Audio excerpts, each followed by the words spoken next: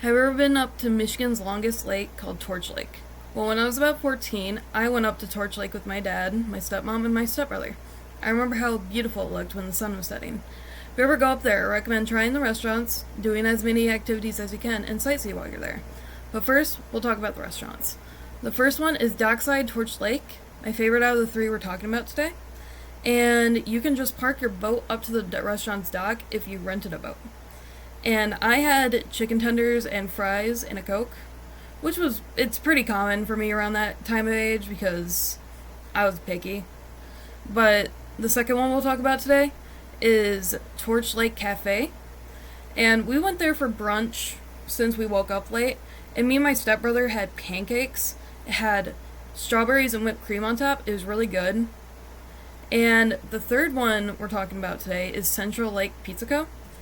I don't remember much of it, but I remember how good the pizza was, along with how I liked the restaurant, because the restaurant was like a diner kind of thing. I don't know if they changed it since then, but it was really cool. The activities I recommend is swimming, since I don't personally like not being able to touch the ground when I'm swimming, because I feel like I'm going to drown. There's sandbars around the lake that you can just like swim there. But it does get overcrowded in the spring. I will say that. The next activity we'll talk about is fishing. And this would probably be one for people who really like fishing. Torch Lake is a very deep lake with a lot of fishes. Like lake trout, yellow porch, and smallmouth bass. Those are really good ones when I was fishing. Then again, I only caught like 2. I would catch mostly kelp. Or I think seaweed. And then the last activity we'll talk about is hiking. So Torch Lake has nature preserves that has trails that you can hike. I remember hiking on one of the trails and sawing a few birds and deer, but as soon as the deer found us, they ran off, but they were really beautiful. And the third one we're talking about today is sightseeing. So if you rent a boat, right, or you can bring your own, sorry.